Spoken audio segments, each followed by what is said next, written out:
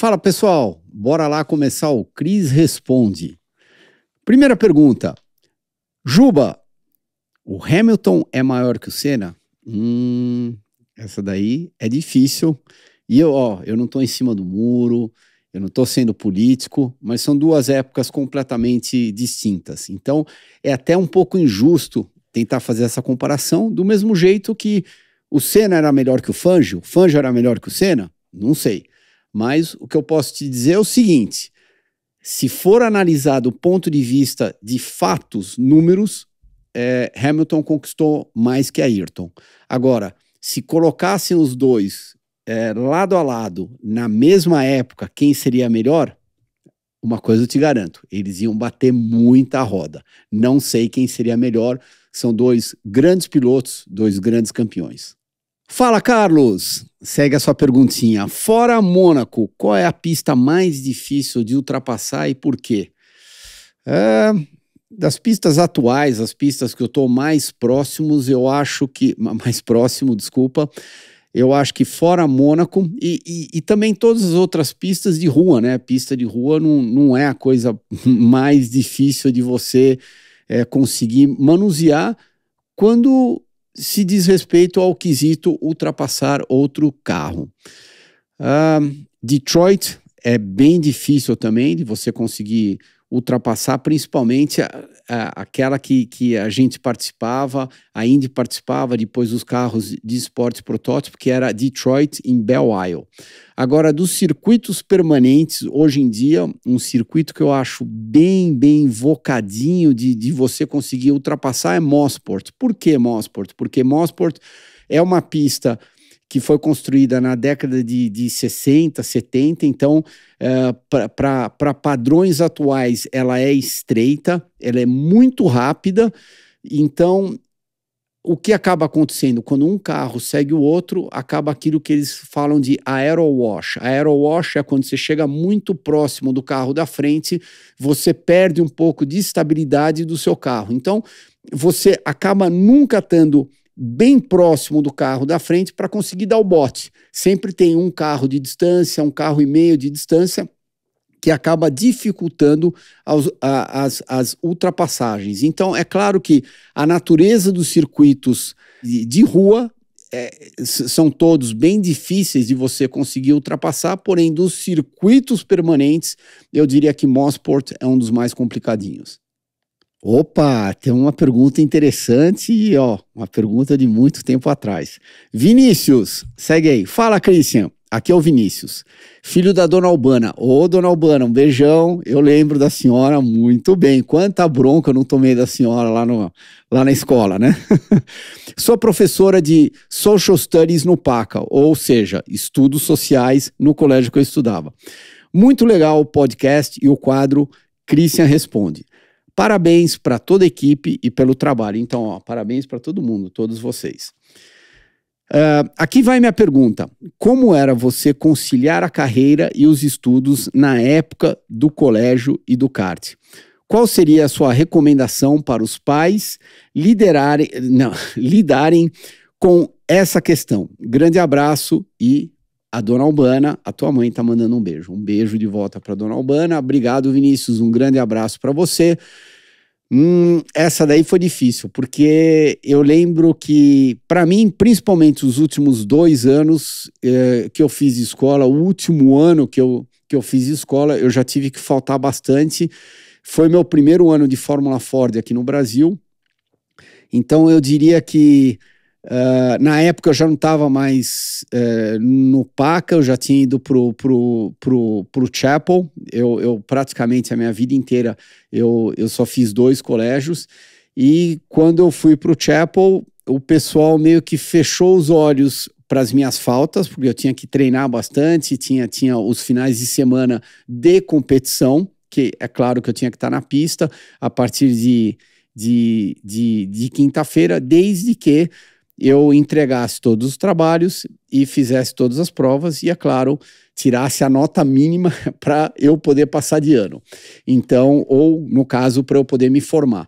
Então, no caso, foi isso que aconteceu. Mas eu diria que não é só para mim, mas qualquer esportista que está praticando a âmbito profissional, o fator colégio acaba sendo um desafio, porque é lógico que você tem que estar com tudo em dia, na hora de você fazer suas provas, você fazer os seus trabalhos, os seus comprometimentos escolares, porém, ao mesmo tempo, você também tem que ter um tempo livre, né, um tempo disponível para você colocar em prática aquilo que você está fazendo da melhor maneira possível. No caso, o seu esporte que você pratica. Fala, Márcio! Segue sua perguntinha.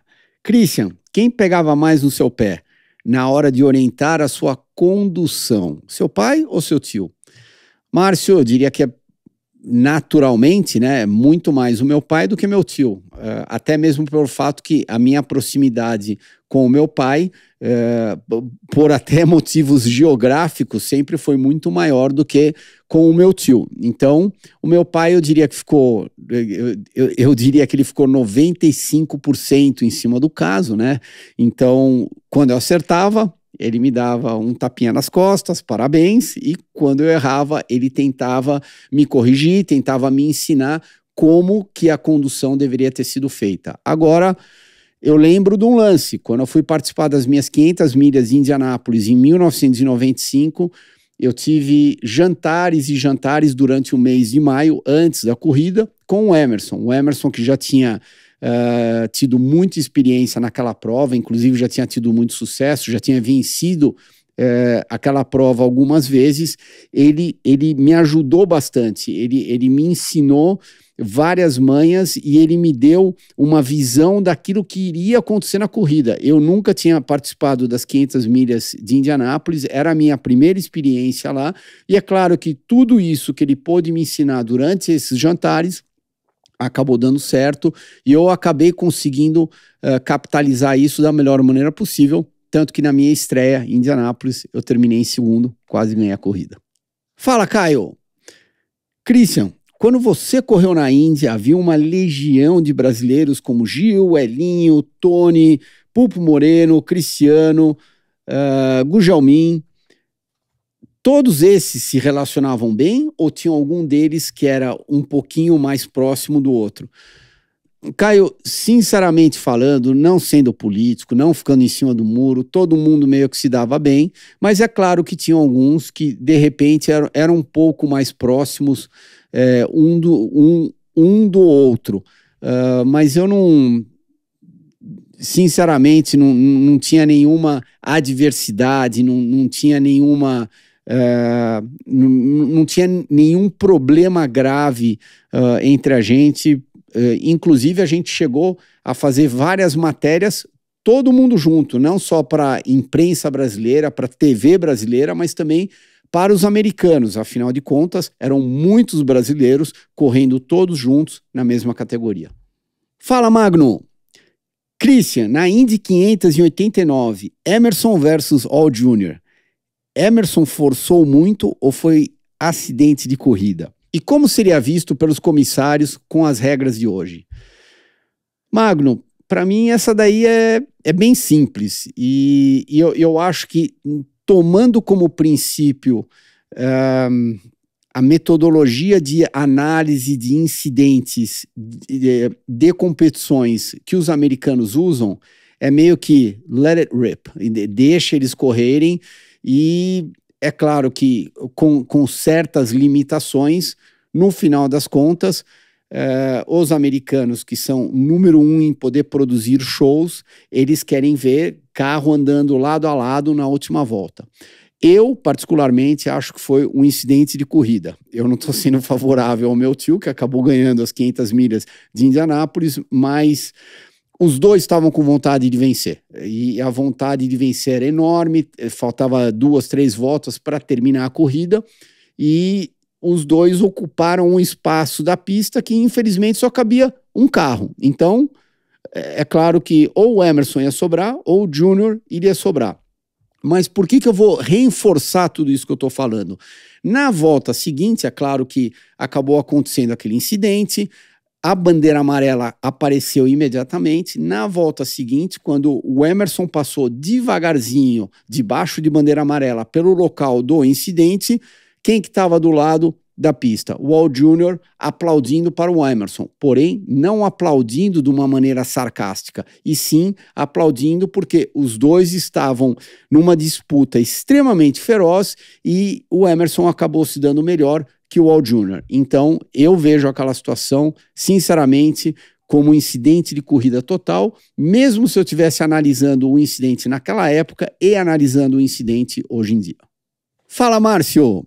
Christian, como funciona um setup para pista oval? O efeito de molas e amortecedores é o mesmo nas pistas mistas ou é o efeito inverso? É claro que a própria natureza da situação da pista, eu acho que ela acaba explicando a situação do setup do carro. Tudo num oval é feito para o carro virar da melhor maneira possível para o lado esquerdo. Então, molas com uma carga de um lado, com outra carga do outro lado do carro, amortecedor a mesma coisa, às vezes altura de carro. Eu corri uma época na Indy onde o pneu traseiro tinha um diâmetro diferente em relação ao pneu interno, então o pneu externo era um pouco mais alto do que o pneu interno, isso daí ajudava o carro também a virar melhor para a esquerda. Então todos esses fatores são dimensionados, são feitos para o carro ter mais performance só para virar para o lado esquerdo.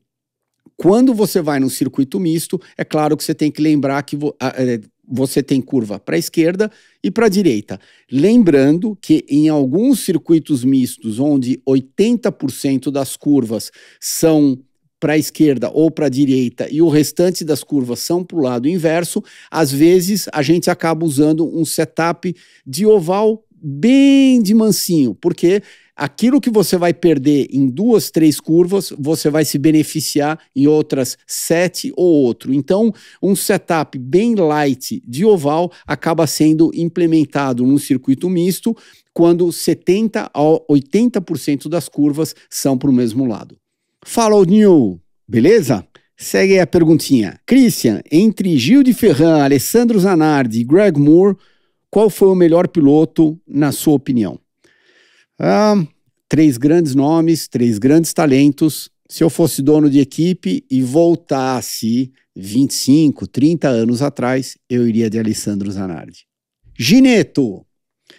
Christian, não precisa dizer quem é, mas qual é o apelido mais engraçado ou estranho que os pilotos têm? Nossa, você está me fazendo pensar, Gineto. Mão de pau?